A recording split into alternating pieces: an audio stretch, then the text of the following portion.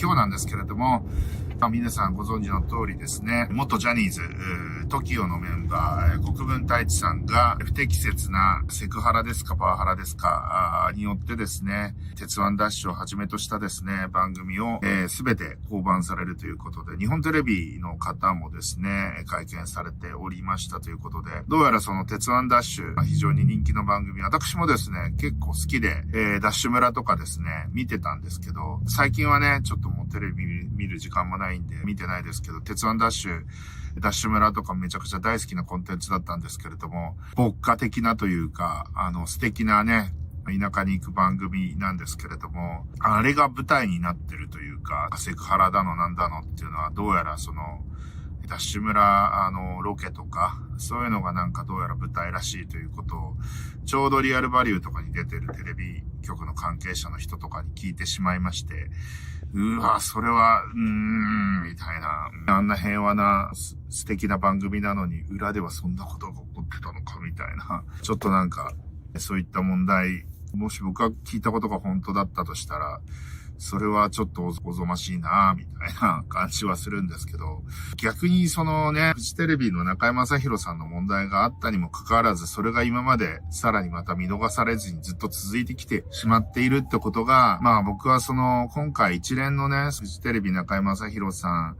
あの辺のお話と通じる部分結構あるんじゃないかなっていうふうに思ったんですよね。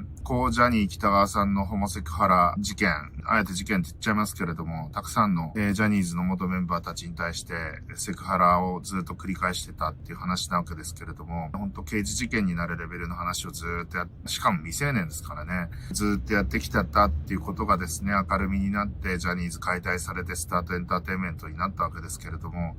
スタートエンターテインメント自体はめちゃくちゃ稼げてるらしいです。はい。ガチ、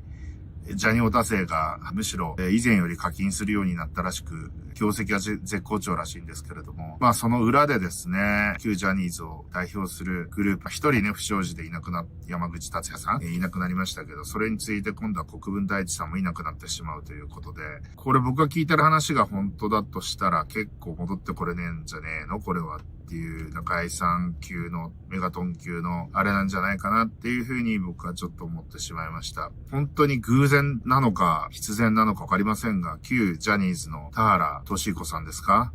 こちらの方もですね、トシちゃんといえば本当に山梨県の甲府からですね、ジャニー喜多川さんに直訴して、ジャニーズ入れてくださいって言った伝説の男ですけれども、その後ね、結構尊大な態度が、災いをしてですね、俺はスターだからなんてね、あれ多分本当に言ったと思いますね。僕もトシちゃん何回か会ったことありますけど、正直先輩なんであれですけど、態度はデカめですね。どちらかというと。年上の目上のタレントさんって、もう本当に二極分化されてるというか、まあまあ、大体腰が低い人が、むしろ直接会うとね、知り合い返して直接会う腰が低い方が圧倒的に多いんですけど、トシちゃんは割と腰が高い方で、まあそれはそれで彼のキャラなんでしょうけど、こうね、連想させる言葉をラジオ生番組中に言ったりとかですね、女子アナというか、はい、女性アナウンサーの手を握ったとかですね、まあそれ、よくあるよな、みたいな。酒の飲みの席とかじゃなくて、キャバ嬢の手を触るとかじゃなくてですね、女子アナのね、局アナの手を触るとか、マジで絶対やんねえだろ、そんなことっていう。それをその、スタジオの中でやっちゃうっていう、この感覚がね、これ多分ね、中井さんもそうだし、国分さんもそうだし、山口達也さんもそうだし、トシちゃんもそうなんですけど、多分、子供の頃からずっとモテてたと思うんですよね。モテモテのチヤホヤされてる方々だったと思うんですよ。僕なんかと違って。なんで、多分勘違いしちゃってるんですよね。まあもちろんファンの方とか、ジャニーズの人たちと仲良くなって嬉しい人たちはもちろんいると思いますけど、そうじゃない人たちも中にはいるんだよねっていう、仕事の関係もあるんで仕方なくセクハラなのね、応じてましたけれども、本当は嫌だったんですっていう方は結構いらっしゃると思うんですよね。それがやっぱ区別が多分つかないんだと思うんですよね。彼らにとってはそれが当たり前だから、誘ったら来るってことは、俺のこと好きなんだろう、俺のことチヤホヤしてんだろうっていう、やっぱ頭に当然なっちゃうんだと思うんですよね。でも中には昔から、いやなんか本当は嫌だったんですけど、国分さん嫌だったんですけど、落ちちゃいましたみたいな方がいたんだと思うんですよ。で、多分その上司なのか何なのかわかんないけど、多分相談してたと思うんですけど、いやお前仕事なんだから我慢しろよとか、あるいはなんかそれでも明るめに週刊誌とかに出ようとしても多分握りつぶしてたんだと思うんですよ。ジャニーズの意向っていうんですかね。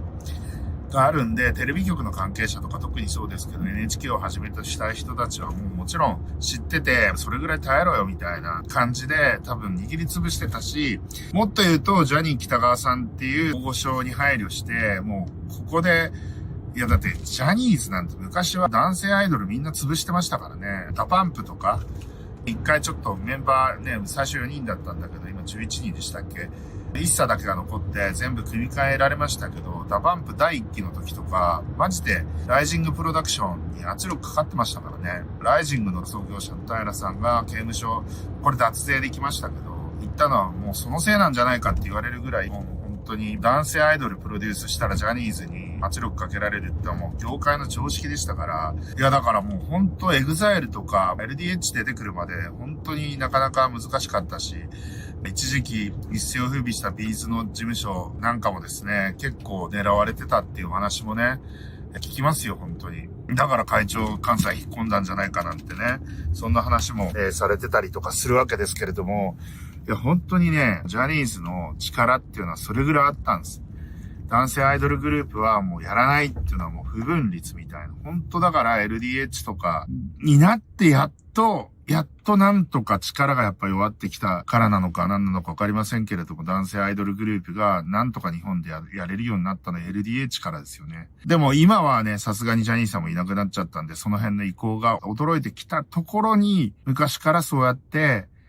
ちょっと性に奔放だった方々が、ここに来て抑えが効かなくなって、そろそろこれも言っても大丈夫かっていう、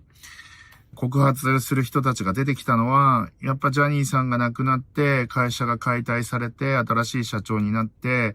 しばらく様子見をしてたら、まあ大丈夫そうなんで、どんどん、中山雅宏さんの告発があったのは結構、影響してるんではないかなと思います。トシちゃんの問題も、国分さんの問題も、おそらくこれは関連してるんではないかなっていうふうに私は思ってます。ということは、旧ジャニーズのタレントのこういったネタがさらに出てくる可能性っていうのは十分にあるんじゃないかなと思いましたということで、今日はこの辺で終わりたいと思います。いってらっしゃい。